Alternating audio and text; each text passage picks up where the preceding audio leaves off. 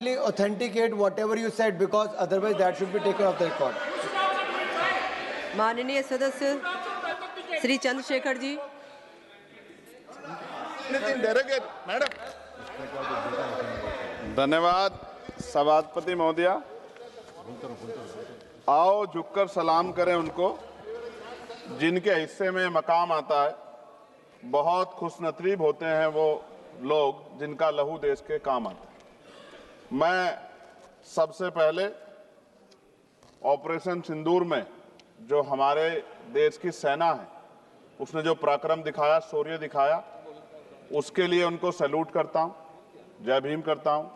और पहलगाम हमले में जो निर्दोष हमारे नागरिक शहीद हुए या अन्य जो लोग उसके बाद सीज फायर के बाद जो शहीद हुए, उन सभी लोगों के लिए प्रार्थना करता हूं कि उनके परिवारों को कुदरत दुख सहने की शक्ति दे। महोदया, मेरे कुछ सवाल हैं सरकार से। क्या सरकार यह स्पष्ट कर सकती है कि आतंकियों को भारत क्षेत्र में प्रवेश और पहलगाम जैसे पर्यटन स्थल पर पहुंचने में किसने मदद की? क्या सुरक्षा एजेंसियों को इस हमले की पहले से कोई खुफिया इनपुट प्राप्त हुए थे? यदि हाँ, तो उन पर क्या कार्रवाई हुई? पहलगाम हमले में शहीद हुए नागरिकों और स्थानीय ड्राइवर माजिद खान के परिजनों को सरकार द्वारा क्या मुआवजा और सहायता दिया गई? क्या सरकार पर्यटकों की सुरक्षा सुनिश्चित करने के लिए विशेष स्टैंडर्ड ऑपरेटिंग प्रोसीजर लागू कर रही है? क्या भारत सरकार ने अंतर्राष्ट्रीय मंचों पर यह मांग रखी है कि जब तक पाकिस्तान आतंकवाद पर कठोर कार्रवाई नहीं करता तब तक उसे किसी प्रकार की आर्थिक सहायता न दी जाए? ऑपरेशन सिंदूर के बाद जब पाकिस्तान ने जवाबी हमले किए और 21 भारतीय नागरिक शहीद हुए, यहां तक कि हमारे गुरुद्वारों को भी निशाना बनाया गया, तब सरकार ने सीज फायर की अनुमति क्यों दी? क्या यह भारत की कूटनीति कमजोर नहीं दर्शाता? सभापति महोदया, मुजफ्फरनगर में हमारे जिला सचिव हैं भाई कामिल, उनके परिवार के 2 बच्चे भी इस हमले में शहीद हुए थे। क्या सरकार ये मानती है कि टीआरएफ द्वारा इस हमले में खासतौर पर हिंदू पर्यटकों को निशाना बनाना भारत में सांप्रदायिक द्वेष को बढ़ावा देने का प्रयास था? यदि हाँ, तो इसे रोकने हेतु सरकार ने क्या रणनीति बनाई? सरकार उस मुस्लिम पोनी ऑपरेटर को क्या सम्मान देगी जिसने अपनी जान देकर तीर्थयात्रियों की रक्षा की? क्या उसे शहीद घोषित किया जाएगा? पाकिस्तान को हाल ही में आईएमएफ द्वारा $2 अरब से अधिक की सहायता राशि दी गई है। क्या भारत ने औपचारिक रूप से आईएमएफ और अन्य वैश्विक संस्थाओं के समक्ष आपत्ति दर्ज कराई है? क्या सरकार ने जांचा है कि आईएमएफ या अन्य विदेशी मदद का कोई हिस्सा आतंकवादी गतिविधियों में उपयोग तो नहीं हो रहा है? क्या सरकार ये स्वीकार करती है कि पहलगाम हमले में खुफिया तंत्र पूरी तरह विफल रहा है? यदि हाँ, तो कौन जिम्मेदार है और उसके विरुद्ध क्या कार्रवाई होगी? क्या सरकार स्पष्ट कर सकती है इतने भारी सुरक्षा प्रबंधों के बावजूद टीआरएफ जैसे आतंकवादी संगठन के सदस्य भारत में प्रवेश कैसे कर जाते हैं? क्या सरकार ये बताएगी पहलगाम जैसे संवेदनशील क्षेत्र में सुरक्षा समीक्षा अंतिम बार कब की गई थी और उसमें क्या कमियां चिन्हित की गई थी? प्रधानमंत्री जी ने इस हमले के बाद पहलगाम का दौरा क्यों नहीं किया जबकि देश भर में भावनात्मक उबाल था? क्या सरकार ने शहीद हुए नागरिकों के परिजनों को आर्थिक मदद व स्थायी सहायता प्रदान की? यदि हाँ, तो उसका विवरण सदन में प्रस्तुत करें। महोदया, सरकार के लोग सेना के सम्मान की बात करते हैं। इस घटना के बाद सेना के जवान अमरनाथ यात्रा की ड्यूटी पर जा रहे थे, ऐसी रेल दी गई उनको जिसकी हालत बड़ी खराब थी। सेना के जवानों ने मना कर दिया कि हम इस रेल में नहीं बैठेंगे। 4 दिन बाद बदलनी पड़ी।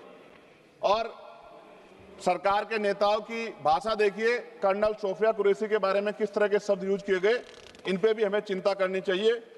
देश की सेना के लिए मेरी मांग है महोदया कि सेना और अर्धसैनिक बलों के वेतन को टैक्स मुक्त किया जाए, बैटल ऑफ ऑनर से सम्मानित, क्योंकि ये इस समय ऐसा विषय चल रहा है कि देश की सेना पे हमें गौरव है, गर्व है, लेकिन जिस तरह से आतंकवादी गतिविधियां बढ़ी है, मेरी मांग है कि बैटल ऑफ ऑनर से सम्मानित चमार रेजिमेंट को बहाल किया जाए, Gurjar regiment, Mehtar regiment, Yadav regiment बनाए जाए, क्योंकि देश का जो किसान का मेरा उसके अंदर देश का जो गांव में रहने वाला जो व्यक्ति है उसके अंदर देश प्रेम का जज्बा बहुत जबरदस्त है। अगर इनको मौका मिलेगा तो शायद पाकिस्तान छोड़िए, चाइना की हिम्मत भी नहीं होगी कि हमारे देश की तरफ आंख उठा के देख ले। महोदया, बाबा साहब अम्बेडकर कहते थे हम प्रथम और अंत्य भारतीय हैं। भारत की आन पे जब आंच आती है तो जिस तरह इस बार प्रदर्शन हुआ, एकजुट रहा देश, सारा विपक्ष हो पक्ष हो सब एकजुट रहे, ऐसे हमें एकजुट रहना चाहिए। अगर हम एकजुट रहेंगे तभी हम आतंकवादियों से लड़ पाएंगे।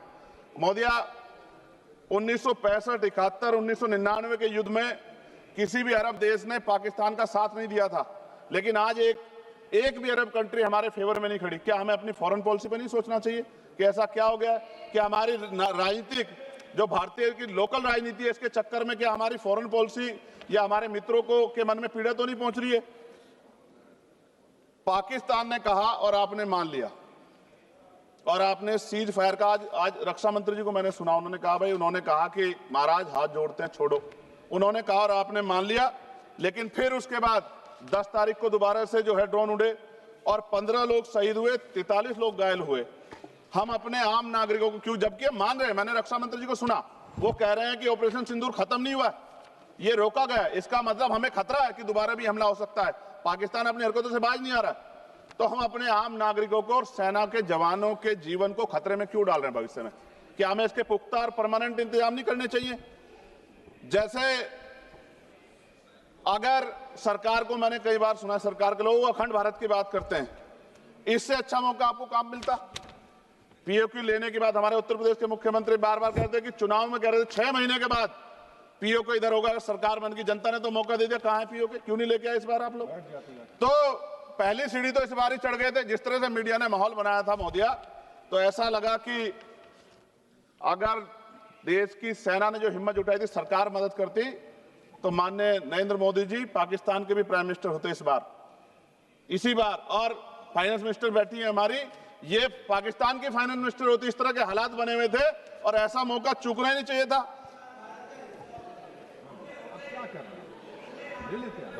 ले लेते, इससे अच्छा मौका किसे कैसे मिलता? पूरा देश एकजुट था। मोदी, मैं खत्म करूंगा, पूरा देश एकजुट था, इससे अच्छा मौका कहां था? लेकिन अब अमेरिका में बैठ के कोई देश के फैसले कर ले तो देश की गरिमा पे, संप्रभुता पे बहुत बड़ा हमला है। इसको हमें समझना चाहिए, हमें समझना चाहिए। किसी की हैसियत नहीं है, भारत दुनिया में इकलौता ऐसा देश है जिसका कोई मुकाबला नहीं कर सकता है। यहाँ का 140 करोड़ देशवासी एकजुट खड़ा है और सबको जवाब दे सकता है। मोदी, आज खत्म करते हुए कहूंगा, अमरनाथ की यात्रा आ रही है अगस्त के फर्स्ट वीक में, चल भी रही है, नहीं चल रही। अनुराग भाई, आपको बोलने का मौका नहीं दिया, आप ये नाराजगी मेरे ऊपर मत उतारो। आप लड़ो ना उनसे, आप लड़ो चेयर से, मुझे कहाँ को करना। खत्म हो रही है अमरनाथ की यात्रा, खत्म होने वाली, सुरक्षा के पुख्ता इंतजाम होने चाहिए और दोबारा ऐसी कोई घटना ना हो। लेकिन अंत में महोदय मैं कहूंगा, आम लोगों की जान भी गई, क्या सरकार ने उन परिवारों को मुआवजा दिया है? क्या उनके जीवन का कोई मूल्य नहीं? जिन्होंने अपने परिवार खोए, जिन्होंने अपना घर का बेटा, पति, घर का कमाने वाला खो दिया, उनका भी तो अधिकार बैठता है। सरकार ने क्या मुआवजा दिया, इस बात की जानकारी भी सरकार को पटल पर रखनी चाहिए, सामने रखनी चाहिए। और अंत में मैं धन्यवाद दूंगा भारतीय सेना को और भारत के का जो प्यार है कि पाकिस्तान और आतंकवादियों के भरसक प्रयास था कि यहाँ सांप्रदायिकता का माहौल बन जाए, लेकिन देशवासियों ने समझदारी दिखाई।